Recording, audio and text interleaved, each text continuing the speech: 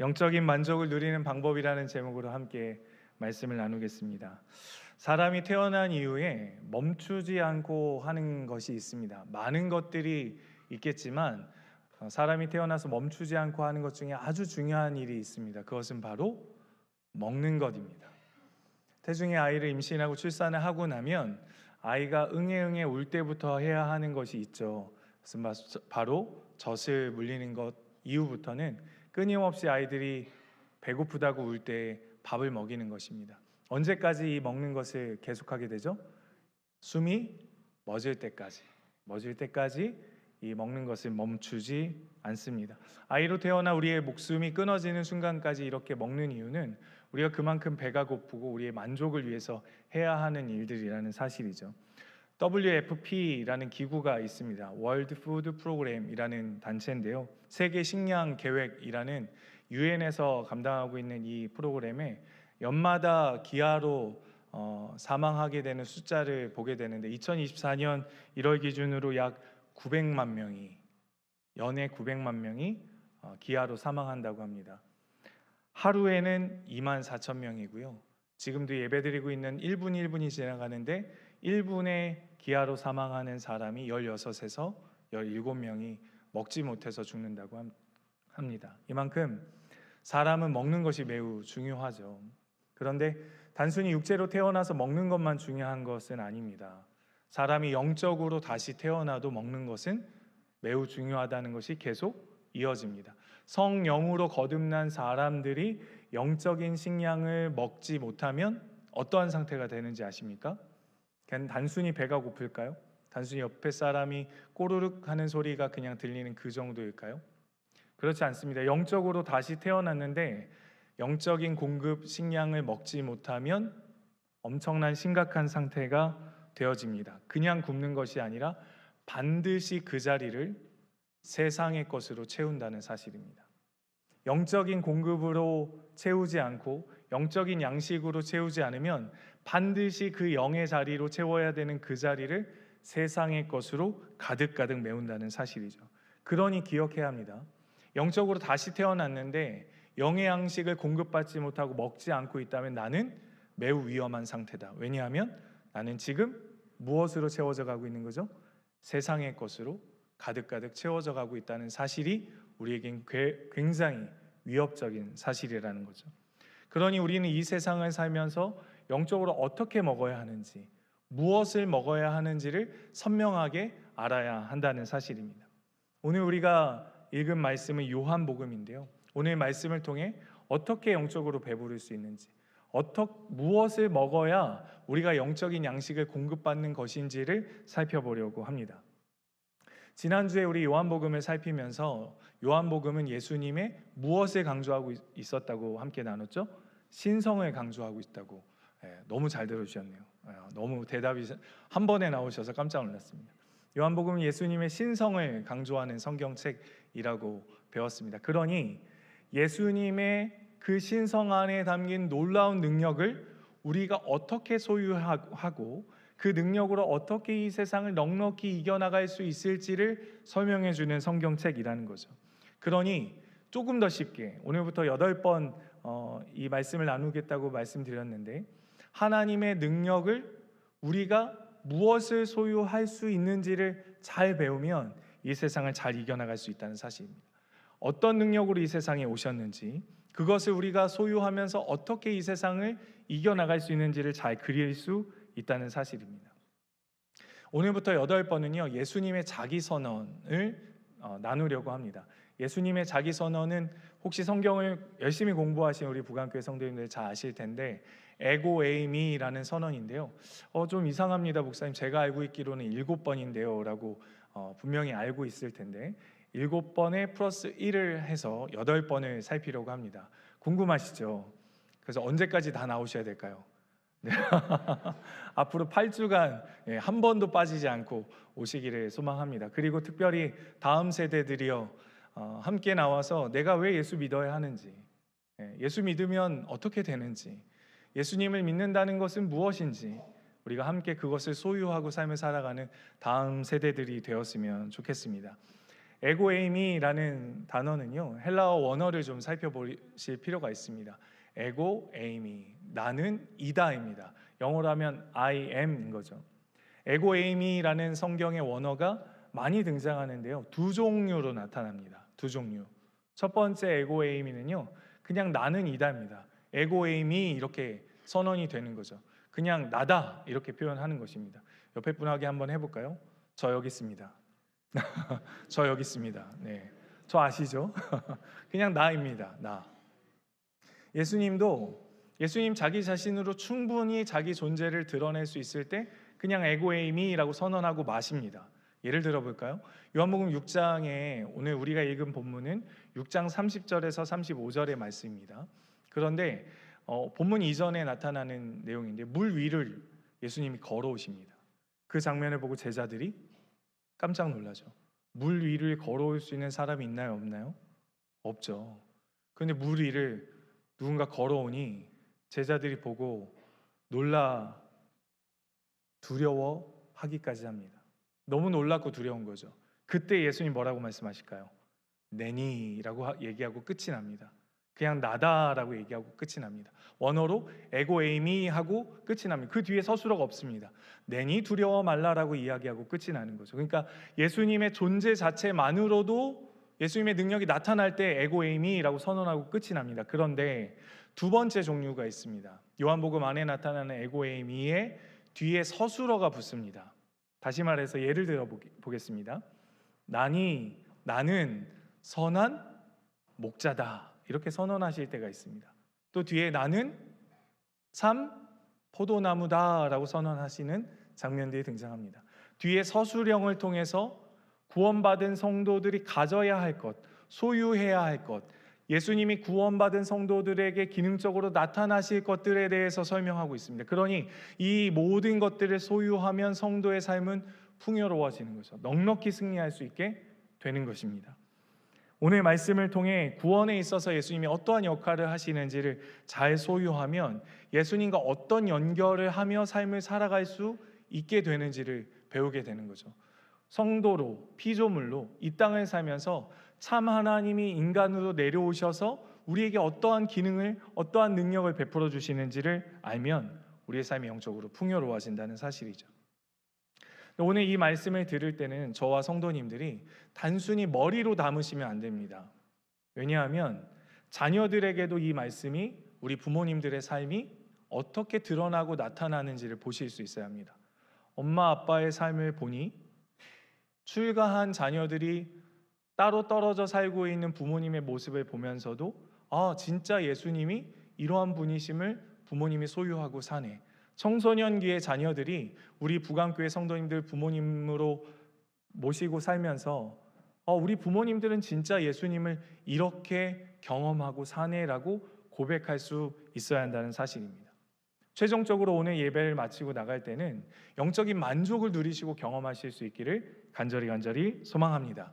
오늘 말씀을 좀 구체적으로 그리고 또 바르게 이해하려면 문맥 속에서 오늘 말씀을 살펴야 합니다. 요한복음 6장 30절 이전의 말씀을 좀 바르게 이해해야 오늘 30절부터 35절까지의 말씀을 좀 이해할 수 있습니다. 30절 이전에 두 가지 사건이 등장하는데요. 첫 번째 사건은 오병이어의 사건입니다. 말씀 같이 한번 살펴보면 좋겠습니다. 요한복음 6장 3절의 말씀입니다. 같이 읽겠습니다. 시작. 여기 한 아이가 있어 보리떡 5개와 물고기 2마리를 가지고 있나이다. 그러나 그것이 이 많은 사람에게 얼마나 되겠사옵나이까. 아멘. 이 많은 사람 몇 명이었죠?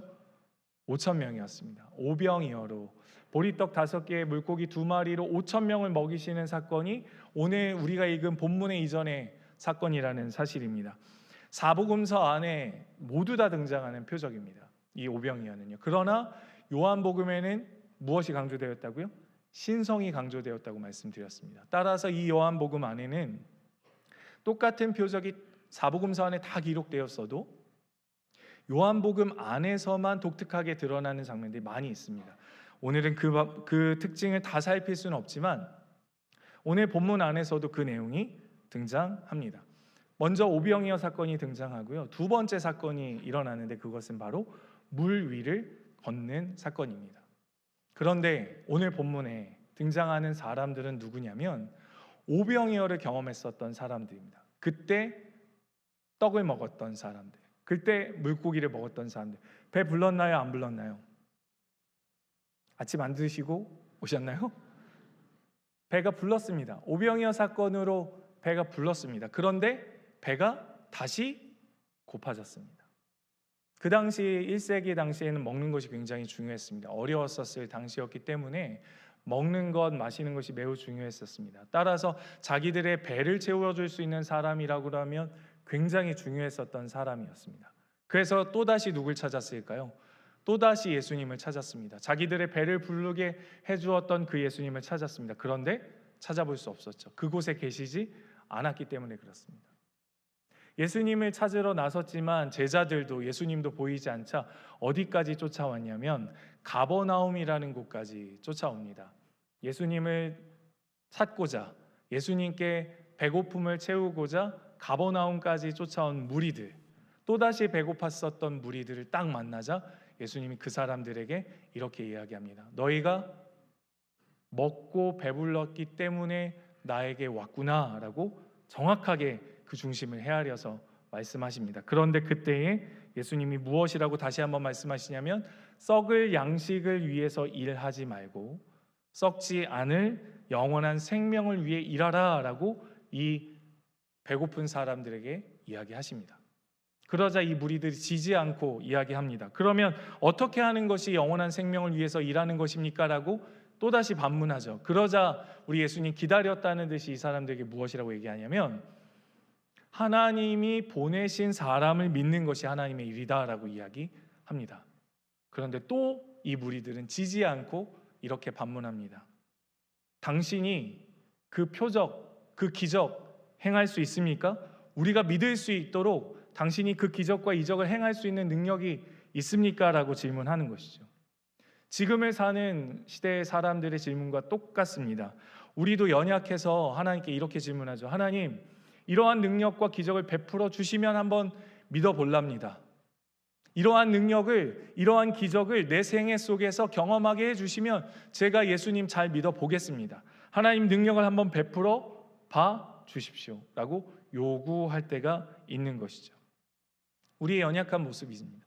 예수님이 무슨 능력을 베풀어야 예수님이십니까? 예수님이 증명해내셔야 예수님이실까요? 그런데 이러한 질문이 당시 무리들에게도 있었다는 사실, 본문에 어떻게 담겼는지 요한복음 6장 30절의 말씀을 같이 한번 읽어보면 좋겠습니다. 시작. 그들이 묻되 그러면 우리가 보고 당신을 믿도록 행하시는 표적이 무엇이니까? 하시는 일이 무엇이니까? 라고 질문하는 것. 이 이야기는요, 이 자리에 앉아 계시는 부모님들도 다 듣고 사시는 질문입니다. 집에 청소년들, 우리 자녀들이 있을 것이고 출가한 자녀들도 있을 것이고 군대 전역한 우리 아들들도 있을 것입니다. 그 자녀들이 우리 부모님들에게 질문하죠. 무엇이라고요? 예수님 뭐 하시는 분이셔? 예수님 왜 오셨어? 왜 믿어야 돼? 무슨 일을 하시는 분이야? 믿으면 뭐가 달라져? 라는 질문을 우리는 참 많이 받습니다. 그럼 누가 답해야 될까요? 누가 답해야 되죠? 목사님한테 물어봐, 전도사님한테 물어봐 이렇게 답을 하셔야 되나요? 아니죠. 그 예수님을 경험하고 있는 성도인 우리가 답을 할 수 있어야 합니다. 그리고 세상에 우리가 답이 되어줘야 합니다. 우리가 그 예수님을 믿는다고 하고 우리가 그 예수님을 소유했다고 하는 사람들이 우리가 답이 되어줘야 하는데 자꾸 목사님에게 물어봐, 전도사님에게 물어봐 한다면 우리는 진짜 어떤 예수님을 소유하고 삶을 살고 있는 것일까요? 우리가 이 시대의 답이 되어야 하고 우리가 그 답변을 할 수 있어야 합니다. 그렇기 때문에 오늘 이 말씀을 우리가 더욱 선명하게 잘 새기고 우리가 답을 소유할 수 있는 거룩한 주일 되기를 간절히 소망합니다. 이러한 질문이 있자 또다시 예수님께 질문을 하는데요, 무리들이 이렇게 질문합니다. 요한복음 6장 31절에 이렇게 질문합니다. 기록된 바 하늘에서 그들에게 떡을 주어 먹게 하였다 함과 같이 우리 조상들은 광야에서 만나를 먹었나이다. 기록된 바, 다시 말해서 구약의 율법에 기록되었는데 메시아는 떡을 주어서 먹게 한다고 합니다. 우리의 구약의 선조들은 광야에서 뭘 먹었다고요? 만나를 먹었습니다. 메시아는 이런 존재입니다. 메시아는 우리를 배부르게 하는 존재입니다. 메시아는 우리의 만족을 만족시켜 주실 수 있는 그런 분입니다라고 예수님을 거꾸로 가르치고 있습니다. 보십시오. 기록된 바, 우리의 선조들도 만나를 먹었다고 이야기합니다. 여러분, 메시아는 어떤 존재죠? 우리의 요구를, 우리의 필요를 충분히 채우실 수 있는 분이십니다. 믿으십니까? 이 분이 진짜 메시아이십니다. 맞습니다. 우리가 기다리는 예수 그리스도는, 우리가 기다리는 구원자는, 우리가 만나야 하고 우리가 경험하고 살아야 하는 메시아는 진짜 이런 분이십니다. 이 이야기가 이사야서 61장 1절에서 3절까지의 기록이 되어져 있는데 오늘은 다 살필 수 없어서 1절만 우리 같이 읽고 구약에 기록된 메시아, 그분이 우리를 어떻게 채우실 수 있는지 예견되었는지 같이 읽겠습니다. 시작. 주 여호와의 영이 내게 내리셨으니 이는 여호와께서 내게 기름을 부으사 가난한 자에게 아름다운 소식을 전하게 하려 하심이라. 나를 보내사 마음이 상한 자를 고치며 포로된 자에게 자유를, 갇힌 자에게 노임을 선포하며. 아멘. 메시아는 이런 분이십니다. 마음이 상한 자를 고치고요, 포로된 자에게 자유를 줍니다. 그리고 갇힌 자에게 노임을 주시는, 우리의 필요와 쓸 것을 다 공급하고도 넘치시는 분이 메시아입니다. 믿으십니까? 우리를 구원하신 그분은, 우리를 살리신 그분은 우리의 필요와 우리의 쓸 것을 다 채우고도 남으시는 분이라는 사실입니다. 구원 이후에 우리에게도 이러한 효력이 일어나고 있는지 잘 살펴보시며 오늘 말씀을 살폈으면 좋겠습니다. 무리들이 요구했습니다. 예수님께 말씀하는 거죠. 진짜 메시아는 우리의 선조들처럼 우리를 먹이고 우리를 입히고 우리의 필요를 만족시켜 줄 수 있는 분인데 당신 그런 사람 맞으십니까? 라는 질문의 요구를 하고 있는 것입니다. 그때 예수님 뭐라고 말씀하시는지 아십니까? 갑자기 이 구약을 들이대는 이 무리들의 이야기들을, 시각을 조정하기 시작하는 것이죠. 요한복음 6장 32절의 말씀을 읽어보겠습니다. 제가 읽겠습니다. 예수께서 이르시되 내가 진실로 진실로 너희에게 이르노니 모세가 너희에게 하늘로부터 떡을 준 것이 아니라 내 아버지께서 너희에게 하늘로부터 참 떡을 주시나니. 모세가 주지 않았다라고 이야기합니다. 분명히 모세를 통해 먹었다고 이야기하는데 모세가 준 것이 아니라고 예수님이 그 구약의 시각을 바르게 잡고 있습니다. 지도를 하나 보여드릴 텐데요, 이스라엘 백성들에게는 이 지도가 버뜩 떠올랐습니다. 엘림에서 출애굽하는 지도죠. 애굽에서 나와서 시내산까지 머물기 이전에 저 엘림에서 이 신광야까지 이르기의 시간이 약 출애굽한 이후에 2달하고 15일이 지났을 때였습니다. 그때 이스라엘 백성들은 어떻게 했죠? 원망했습니다. 배가 고파서요. 고기를 먹을 수 없어서 원망했습니다. 지도를 내려주셔도 됩니다. 원망했을 그때에 하나님께서 모세를 통해 만나를 주셨습니다. 누가 주셨다고요? 하나님께서요. 모세가 준 것이 아닙니다. 하나님께서 참 떡을 보여주시기 위해 애굽에 출애굽한 이스라엘 백성들에게 만나를 먹이신 것이죠. 그러니 만나를 어떻게 거뒀다도 중요하지만, 만나를 어떻게 먹었다도 중요하지만 만나의 참 의미를 분명히 알 필요가 있습니다. 만나를 좀 깊이 생각해 볼까요? 만나는 필요가 채워지는 자리입니다. 만족되는 자리입니다. 필요한 것이 채워지는 자리라는 것이죠. 누가 그것을 하시는 거죠?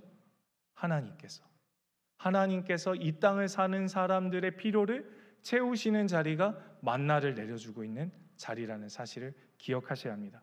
안식일에는 어떻게 됐죠? 다시 거두지 않아도 2일 동안 계속 그 만족이 유지되었다는 사실도 이 땅을 사는 성도들에게 알려주고 있는 것입니다. 우리는 부족할 것 같고, 우리는 우리가 노력하고 거두지 않으면 못 살 것 같은데, 우리의 만족이 여전히 거룩한 안식일에도, 거룩한 주일에도 채워질 수 있음을, 넉넉히 채워주실 수 있는 것임을 만나를 통해 우리에게 깨닫게 해주시고 있다는 사실입니다. 출애굽기에 나온 이 만나 사건을 시각을 바로 잡아주고 있는 내용이 오늘 말씀입니다. 예수님이 참 떡으로, 하늘에서 내려주신 참 떡으로 우리에게 공급되어진다는 사실입니다. 성도 여러분, 우리의 삶을 채울 수 있는 분이 누구이신지 한번 생각해 보십시오. 여러분들의 손에 수도 없이 많이 들려있는 스마트폰이 여러분들에게 만족을 주는지 한번 생각해 보십시오. 여러분들이 끊임없이 붙들고 있는 그 무엇인가가 여러분들을 채울 수 있고 만족시켜 줄 수 있는지 한번 생각해 보시면 좋겠습니다. 공부하는 학생들 열심히 공부하는데 만족이 되던가요? 자기 자신을 위해서 뭔가 애쓰고 힘쓰고 있는데 그것이 여러분들에게 만족이 되던가요? 어떻게 여러분들의 진로를 내어 맡기며 사시겠습니까? 어떻게 내 인생의 반려자를, 동행자를 함께 찾으시려 하십니까? 우리의 삶에 진정한 만족을 주실 수 있는 그분이 없이는 우리는 늘 결핍과 아픔 속에서 삶을 살아가게 되는 것이죠. 제가 잠시 동안은 오고 가고 있습니다. 오고 가는 동안 열차를 한 1시간 반에서 2시간 가까이 타게 되는데 정말 많은 사람들을 보게 됩니다. 많은 사람들이 무엇하고 있는지 아십니까? 스몬비라고 부르죠. 좀비를, 스마트폰의 좀비를 스몬비라고 하는데 스몬비처럼 빨려 들어가고 있습니다. 자기의 만족을 여기서 공급받으려 하는 것이죠. 수많은 사람들이 이 스마트폰을 놓지 않고 1시간 반, 2시간을 오고 갑니다. 여러분, 우리는 무엇으로 우리를 만족시키려 하고 있는지 살펴보실 수 있어야 합니다. 구약의 만나가 누구를 가리키고 있죠? 요한복음 6장 서두에 등장하는 오병이어를 통해 채워주시는 그 오병이어 사건이 누구를 가리키고 있는지 보십시오. 만나를 먹었었던 사람들은 또다시 배고팠습니다. 오병이어를 경험했던 무리들이 지금 예수님 앞에 와 있습니다. 그들은 또다시 배고팠습니다. 여러분, 만나가 가리키는 그 지점, 오병이어 사건이 가리키는 그 지점의 궁극적인 마지막 최종 목적지가 어딘지를 보실 수 있어야 합니다. 그리고 그 최종 목적지를 우리 북안교회 모든 성도님들이 소유하고 삶을 사실 수 있기를 간절히 소망합니다. 구약이 가리키는, 만나가 가리키는 그 지점, 신약의 요한복음 6장 서두에 등장하는 오병이어가 가리키는 그 지점이 우리가 소유해야 할 그 지점이죠. 예수님은 그 지점을 요한복음 6장 33절을 통해 이렇게 말씀합니다. 하나님의 떡은 하늘에서 내려 세상에 생명을 주는 것이니라. 하나님의 떡은 어디에서 내려요? 하늘에서 내려. 하늘에서 내려 세상에 생명을 주는 것이니라 라고 설명하고 있습니다. 만나가 오병이어가 아닌 하나님의 떡에 대한 이야기를 하십니다. 하나님의 떡은 인간에게, 구원에게 있어서 매우 필요한 기능입니다. 여러분, 우리가 인생을 살아가면서 다음 세대들에게 물려줘야 하는 것은 수많은 재산이 아닙니다. 수많은 건물이 아닙니다. 수많은 다음이 노후가 편안하게 삶을 살아갈 수 있는 그 재정적인 평안함이 아닙니다. 우리 다음 세대들에게 있어야 하는 것은 이 하늘에서 내려온 떡이 있어야 삶을 살 수 있다는 사실입니다. 믿으십니까? 안 믿으시는 분, 2분 찾으셨습니다. 여러분, 우리에게는 이 하나님의 떡이 없으면 살 수가 없습니다. 제가 첫 아이를 출산하고 나서 이 아이가 자고 있을 때 잘 때가 제일 이쁘잖아요, 그렇죠? 2층은 공감하실 겁니다. 잘 때가 제일 이쁩니다. 아이들이 언제 제일 이쁘냐? 잘 때가 제일 이쁩니다. 어쨌든 눈만 뜨면 좀 힘들고 아프고 괴로운 상태. 아이가 잘 때 늘 이 아이의 등에 손을 얹고 제가 기도했습니다. 목회자여서가 아니고요, 한 명의 성도로 기도했습니다. 이렇게 기도했습니다. 하나님, 이 사람이 죄인인 걸 알게 해주십시오. 이 아이가 죄인인 걸 알게 해주십시오. 다른 것 없습니다. 이 아이가 자라나 인격체로 삶을 살아가는 순간에 자기 자신이 모르는 순간이 있을 텐데 자기가 죄인인 것을 모르는 순간 이 아이는 끝이 난 것입니다. 주님, 이 아이가 죄인인 것을 알게 해주십시오. 이것은 여전히 저의 기도이기도 하지만 이 자리에 앉아 계신 모든 성도님들의 기도인 줄 믿습니다. 무엇이 필요할까요? 하늘에서 내린 떡이 필요합니다. 이 떡은 육체를 채우는 단순한 떡으로 그치지 않고 육체는 충분히 채우고도 남을 영적인 생명을 우리에게 공급할 수 있다는 사실이죠. 그래서 어디에 생명을 준다고요? 세상의 생명의 떡이라. 세상의 생명을 주는 것이라고 설명합니다. 아니요, 이스라엘 백성들, 구약의 이스라엘 백성들만 만나 먹었잖아요. 오병이어 사건은 몇 명이 먹었다고 성경에 기록됐죠? 5천 명만 먹었잖아요. 그런데 하늘에서 내려온 떡, 하늘의 떡은 세상의 생명을 주는 떡이라고 합니다. 믿으십니까? 어떠한 사람이든 세상의 모든 영혼들이 생명을 받아 누릴 수 있는 떡이라고 이야기하는 것이죠. 그러면 귀납적으로 뒤집어 보면요, 다른 떡은 뭐가 없는 거죠? 생명이 없는 겁니다. 여러분들이 열심히 드시고 있는 그 모든 것은요, 생명이 없는 겁니다. 여러분들이 붙잡고 있는 그 모든 것은요, 저와 여러분들에게 영원한 생명을 공급할 수 없다는 사실입니다. 수많은 시간을 들이고 집중하고 수많은 시간과 노력을 다해서 무엇인가를 했는데 그 안에는 생명이 없다는 것을 반증하고 있는 것입니다. 세상에 생명을 주는 것이라고 딱 이야기하자 이 무리들이요, 갑자기 돌변합니다. 어떻게 해요?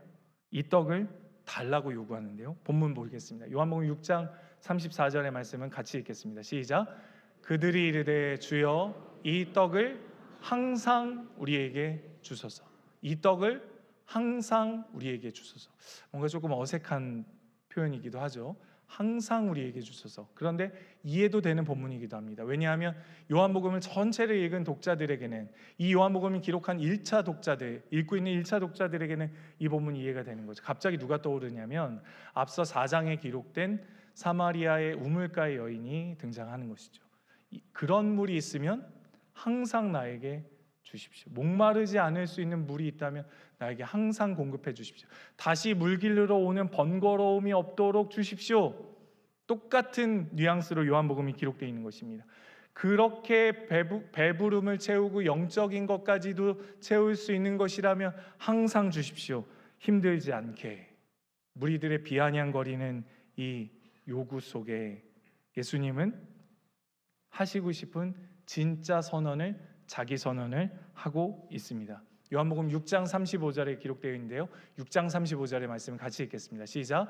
예수께서 이르시되 나는 생명의 떡이니 내게 오는 자는 결코 줄이지 아니할 터이요 나를 믿는 자는 영원히 목마르지 아니하리라. 아멘. 예수님 자기 자신을 뭐라고 선언하십니까? 나는 생명의 떡이다. 무리들 앞에서요. 하늘에서 내려온 떡은 세상의 생명을 주는 떡이라, 그 떡 주십시오, 항상 주십시오, 이렇게 얘기하자 갑자기 예수님이 그 무리들 앞에서 이렇게 합니다. 나는 에고의 힘이, 나는 생명의 떡이다. 내게 오는 자는 뭐 한다고요? 결코 줄이지 않고 나를 믿는 자는 영원히 목마르지 않는다라고 이야기하는 것입니다. 여러분, 이 선언은 무엇을 말씀하는 것일까요? 이 세대를 사는 성도들에게 이렇게 선언하는 것입니다. 더 이상 세상에 기웃거리지 말아라라는 것이죠. 자기 자신의 만족을 위해서, 끝도 없는 그 욕구를 채우기 위해서 세상을 기웃거리지 말아라. 누구로 만족할 수 있다고요? 내가 너를 만족해 할 수 있다. 내가 너를 채울 수 있다. 내가 너의 빈 마음과 공허한 마음을 채울 수 있다라고 이야기하시는 것입니다. 세상을 살아갈 수 있는 영적인 근력을 제공하겠다고 말씀하는 겁니다. 먹는 것은요, 우리의 힘과 연결되어져 있습니다. 우리의 먹는 것은 우리 영적인 근력을 유지하는데 매우 공급되는 자양분을 제공한다는 사실입니다. 여러분, 줄이지 않으면, 배고프지 않으면 어떻게 될까요? 당당합니다. 세상 앞에 당당한 거죠. 자꾸 배고프니까 세상의 것으로 채우고요, 세상의 것 앞에 머리 숙이고요, 세상의 것이 없으면 안 될 것처럼 삶을 살아갑니다. 그 앞에 머리 숙이는 것이죠. 그것을 소유했고 그것을 더 많이 취하고 그것을 더 많이 가졌음에도 불구하고 그것이 없으면 죽을 것 같이 그 앞에 부복하고 있는 우리의 모습. 그런데 생명의 떡이신 하늘의 떡으로 오신 예수 그리스도를 소유하면 우리의 마음이 넉넉한 마음, 담대한 마음, 영적인 근력에 힘을 제공하여서 이 세상 앞에 굴하지 않고 삶을 살 수 있다고 이야기합니다. 여러분, 이 생명의 떡 드셨나요? 소유하셨나요?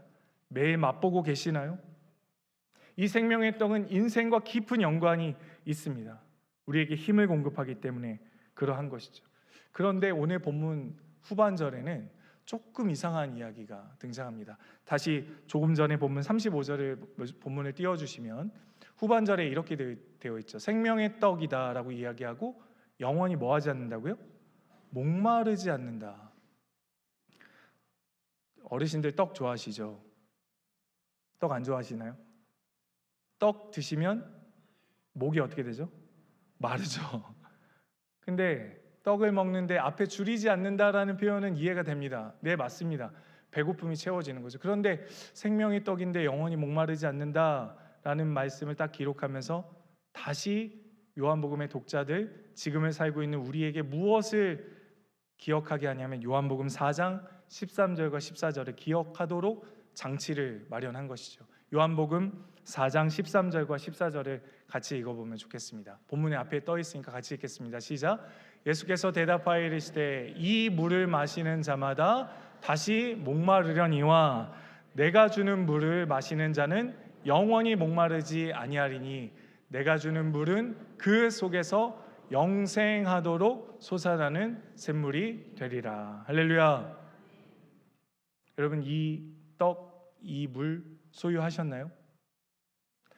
엄마를 보면, 아빠를 보면 누가 봐도 행복할 수 없는 지금 상황 같은데 부강교회 성도라는 이름 하나로 아빠, 엄마, 내가 봤을 때 사회적으로, 세상적으로 너무나 작은 것 같아 보이는 사람인데 왜 그렇게 당당하지?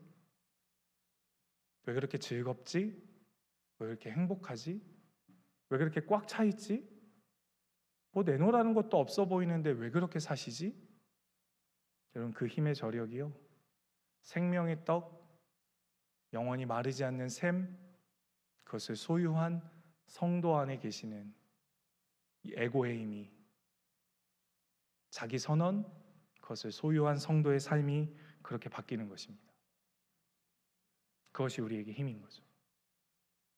이 자리에 앉아있는 다음 세대들, 믿어지지 않아서 괴로워하고 있는 청년들, 다음 세대들, 여러분, 이 예수님 소유하면요, 이 세상을 담대하게 살 수 있습니다. 이 세상을 그리스도와 함께 살 수 있습니다. 나중에 시간이 많으니까 차분히 살필 텐데 그리스도와 연합을 누릴 수 있습니다. 이것이 우리에게 힘이고 능력입니다.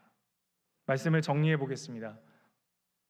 요한복음 6장 35절에 담겨 있는 영적 만족을 누리는 방법, 첫 번째는요, 예수님이 생명의 떡이심을 알아야 한다는 것입니다. 목사님, 저 생명의 떡인 것 아는데요. 아니요, 뒤집어 보셔야 됩니다. 나머지의 것들은 뭐가 없다는 것이요? 생명이 없다는 것을 아셔야 합니다. 여러분들의 일주일의 삶을 한번 뒤돌아보십시오. 얼마나 많은 생명 없는 것에 여러분들의 시간과 노력과 애씀과 마음을 쏟고 있는지. 여러분, 요한복음 6장 35절을 칼빈이 주의하면서 이렇게 이야기했습니다. 이 떡은 이미 존재하는 생명을 양육하고 보존하는 것이다. 우리 안에 있는 생명을 양육하고 보존하는 것이다. 생명의 떡은 우리 속에서 예수님의 말씀이 더 넘치도록, 더 힘을 발휘하도록 우리 속에서 일하시는 분이랍니다. 여러분, 예수님만이 생명의 떡입니다. 예수님 안에만 생명력이 있습니다. 다른 것에는 생명이 없습니다. 우리 안에 수많은 시간을 쏟아내고 있는 이 스마트폰 안에는 생명이 없습니다. 그러나 우리 안에 사시고 있는 예수님은 생명이 있기 때문에 그 생명을 소유한 성도로 삶을 살아갈 수 있게 되는 것이죠. 그 생명은 어디까지 이어질까요? 그 지속 가능 시간이 어디까지일까요? 영원함까지입니다. 믿으십니까? 우리의 육체와 영혼이 분리되는 그 순간에도 이 영원한 생명은 지속됩니다. 그래서 우리는 뭐가 두렵지 않죠? 죽음이 두렵지 않게 되는 것입니다. 그래서 우리는 장례식을 가면 천국 환송 예배로 드릴 수 있는 것입니다. 영원한 이 주어진 생명의 떡을 먹은 사람들의 생명의 지속 가능성은 영원하기 때문에 그렇습니다. 두 번째 영적 만족을 누리는 방법은 예수님께 오는 것입니다. 이 오는 것은요, 물리적인 옴을 이야기하는 것이 아닙니다. 3부 예배의 오심으로 끝나는 것이 아닙니다. 여러분, 무리들이 지금 누구 앞에 와 있습니까? 오병이어 사건에 배고픔을 채웠었던, 그런데 또다시 배고픔을 맛본 사람들이 지금 누구 앞에 와 있죠?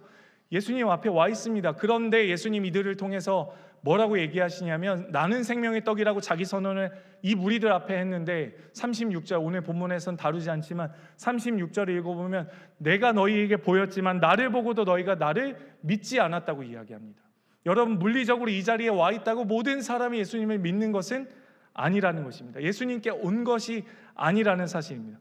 누가 예수님께 올 수 있을까요? 누가 예수님께 진정으로 찾아올 수 있을까요? 그것은 영적으로 배고프신 분만 예수님께 진정으로 나아올 수 있습니다. 누가 영적으로 배고플까요? 자기 자신이 죄인이라는 사실을 깨닫는 사람만이 영적인 배고픔을 느낍니다. 예배를 분명히 드렸는데, 수많은 양육을 통해 교육을 받았는데, 수많은 기도를 하나님 앞에 쏟아냈는데, 성전 문만 나가면 세상의 사람들과 똑같은 내 자신의 모습을 발견하는 그 순간 영적인 배고픔을 느끼는 거죠. 주님, 저는 왜 이렇게 안 되죠? 주님, 저는 왜 이렇게 똑같죠? 영적인 배고픔을 느끼는 그 순간 누가 필요하게 되죠? 주님 앞으로 나오게 됩니다. 생명의 떡이신 그분 앞으로, 나를 채워주실 수 있는 그분 앞으로 나올 수 있게 된다는 사실입니다. 영적인 배고픈 자만이 진정으로 예수님께 올 수 있습니다. 예수님께 오는, 예수님께 나아가는 귀한 우리 부강교회 성도님들 되시기를 간절히 소망합니다. 내게 오는 자는 결코 줄이지 아니하리라. 할렐루야. 믿으십니까? 채워지고 만족되는 은혜를 누리실 수 있기를 간절히 소망합니다. 마지막 세 번째입니다. 예수님을 믿는 자는 만족을 누립니다. 저는 믿어서 이 자리에 왔는데요 라고 이야기하실 수 있는, 이 만족이라는 단어 히브리어는 바사입니다. 바사. 배부르다 이런 표현이거든요. 근데 이 배부르다라는 표현을 번역했을 때 만족으로 번역이 됩니다. 다시 말해서 주님께 오는 자가 만족을 누릴 수 있고 예수님을 믿으면 만족할 수 있는 삶을 살 수 있게 되는 것이죠. 그러니 우리 자녀들이 질문할 겁니다. 오늘 예배 후에, 엄마 예수님 믿어? 아빠 예수님 믿어? 믿는데 왜 만족 못해? 이 질문 앞에 서셔야 합니다. 이 질문 앞에 서게 되실 겁니다. 엄마 아빠는 왜 그렇게 짜증이 많아? 엄마 아빠는 왜 그렇게 다퉈? 교회 다니잖아. 예수님께 오는 자는 결코 줄이지 않는다고 얘기하셨고, 예수님을 믿는 자는 결코 목마르지 않는다고 말씀하셨어요. 믿는 자라는 표현은 진짜 믿으면, 예수님을 믿는다 하면 그 예수님이 나의 영혼을 채우심을 경험할 수 있어야 한다는 사실입니다.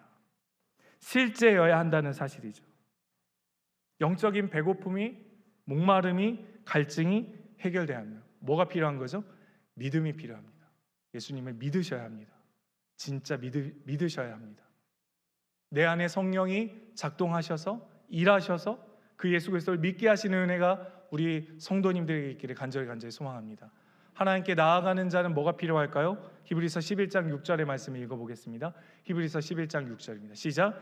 믿음이 없이는 하나님을 기쁘시게 하지 못하나니 하나님께 나아가는 자는 반드시 그가 계신 것과 또한 그가 자기를 찾는 자들에게 상 주시는 이심을 믿어야 할지니라. 할렐루야. 믿으셔야 합니다. 그 믿음이 하나님을 기쁘시게 하고 그 기쁘심으로 우리를 채우신다는 사실입니다. 말씀을 적용해 보겠습니다. 세상을 살면서 아무거나 드시지 않기를 간절히 소망합니다. 아무거나 먹는다는 것은요, 영적 미각을 잃어버렸다는 사실입니다. 말씀이 더 이상 달지 않다는 거죠. 꿀보다도 더 달다? 언제적 이야기인가? 20대 초반 이야기인가? 30대 초반 이야기인가? 청년 때는 그랬었지. 여러분, 영적 미각을 잃어버리시면 나의 배는 세상의 것으로 채워져 있는 것입니다. 버리시고 비우시고 오직 생명의 떡으로 배부르실 수 있는 은혜가 있기를 간절히 소망합니다. 제가 딱 어제 왔더니요, 여기 책상에 딱 올려져 있더라고요. 성경이긴 성경인데 앞에 뭐가 붙었습니까? 네, 얼마나 메일이 아니면 성경 앞에 메일을 붙여놨을까요? 여러분, 매일 인격적인 예수님으로 배부르실 수 있는 귀한 은혜가 있기를 간절히 소망합니다. 놓치지 않으셨으면 좋겠습니다. 예수님은요, 우리에게 말씀하고 싶으세요. 카톡이 쌓여 있을 겁니다. 일이 지워지지 않은 카톡을 읽어내셔야 합니다. 하나님이 수도 없이 말씀하시는데 읽지 않으셔서 하나님 어디 계셔? 라고 말씀하고 계시는 순간 아무거나 드시지 마시고 정말 영적인 미각을 회복하실 수 있는 귀한 은혜가 있기를 간절히 소망합니다. 두 번째로요, 나의 만족이 어디서 일어나는지 뒤돌아보셨으면 좋겠습니다. 우리 성도님들의 만족이 어디서 일어나고 있나요? 남을 험담하는 곳에서 쾌감이 있으시나요? 남을 깎아내리는 데서 혹시 쾌감이 있으시나요? 아니면 여러분들이 높아지는 자리, 칭찬받는 자리에서 여러분들의 만족이 일어나시나요? 가지 말아야 할 곳에서 혹시 만족을 누리시고 있는 다음 세대는 없습니까? 하지 말아야 할 시간들을 보내면서 혹시 쾌감을 느끼시고 계신 분은 없으시나요? 주님께로 오시기를 간절히 소망합니다. 오면 결코 줄이지 않을 것이다. 믿으십니까? 마지막 세 번째로요, 나의 영적 만족과 체험을 근거로요, 자녀 양육 그리고 이웃들에게 생명의 떡을 좀 돌려주십시오. 떡 돌리죠 주시기를 부탁드립니다. 자녀들에게 야, 예수님 진짜야. 예수 믿으면 돼. 어떻게 해요? 또 목사님께 물어봐. 이렇게 얘기하시면 안 되고, 진짜 예수님 믿으면 돼. 예수 그리스도 인격적으로 만나면 너를 채우실 거야. 어떻게 알아요? 아빠가 그렇게 살고 있어. 엄마가 그렇게 살고 있어. 라고 하는 것이 자녀 양육의 아주 중요한 도전이고 과제라는 사실 꼭 기억하시고, 우리 부강교회 모든 성도님들이 생명의 떡 돌리시는 귀한 한 주의 삶 보내시기를 간절히 소망합니다. 이제 함께 일어나셔서 말씀 기억하며 찬양하고 기도하도록 하겠습니다. 이 세상을 살아가는 동안에 다른 것 없고 오직 하나님 의지하겠습니다. 찬양하며 기도합니다. 이 세상을 살아가는 동안에 나의 힘을 의지할 수 없으니 기도하고 낙심하지 생명의 떡이신 주님 붙잡으며 주께서 참 소망이 되심이라. 2절 찬양합니다. 주의 길을 걸어가는 동안에 세상에 더 의지할 수 없으니 서하고 낙심하지 말고 생명의 떡이신 우리를 만족시키실 그분을 그 양식을 먹고 사는 우리가 하나님의 꿈이 나의 비전이 되고 예수님의 성품이 나의 능력이 되고 성령님의 권능이 나의 능력이 원하고 마지막으로 한 번 더 고백합니다. 하나님의 꿈이 우리 비전이 되길 소망합니다. 하나님의 꿈이 나의 비전이 되고 예수님의 성품이 나의 인격이 되고 성령님의 권능이 나의 능력이 되길 원하고 바라고 함께 기도하겠습니다. 이제 한 주를 나를 위해 찢기신 그 몸 먹으며 살겠습니다. 하늘의 떡, 생명의 떡을 먹으며 살겠습니다. 나의 영혼을 채워 주시옵소서. 세상을 살며 세상에 기웃거리지 않게 하시고 기도의 자리, 예배의 자리로 나오며 살겠습니다. 생명의 떡이신 말씀 따라 살겠습니다. 생명의 떡을 먹는 자리, 그래서 삶의 흔적 속에, 인격 속에 먹은 것이 나타날 수 있는 귀한 은혜가 있게 하여 주시옵소서. 함께 기도하며 나아갑니다. 사랑과 은혜가 풍성하신 하나님, 연약한 우리에게, 배고픈 우리에게, 하나님 기도와 쓸 것을 추구하는 우리에게 영원한 만족되어 주신 예수님, 주님께로 오고 주님을 믿으며 살는 우리 부강교회 모든 성도님들의 기도 역사하여 주시옵소서. 주님은 우리 필요를 아시고, 주님은 우리 아픔을 아시고, 우리를 낫게 하시고 고치신 하나님의 역사를 하나님 기도로 하오니 성령 하나님 역사하여 주시옵소서. 우리의 기도 마음을 채워주시옵소서.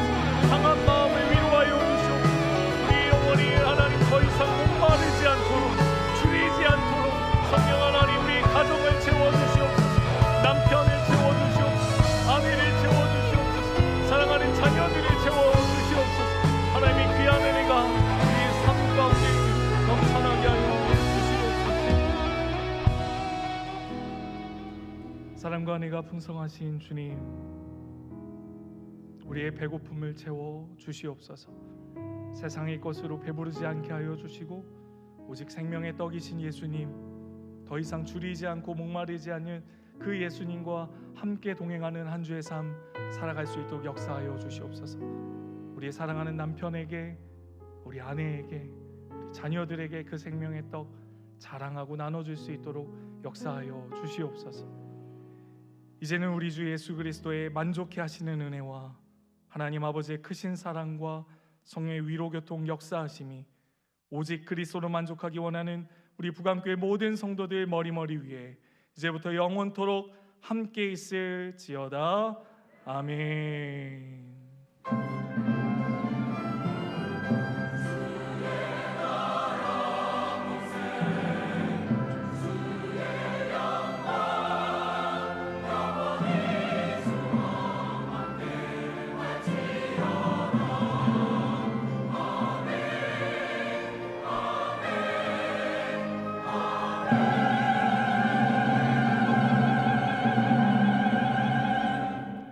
서로 축복하며 찬양하겠습니다.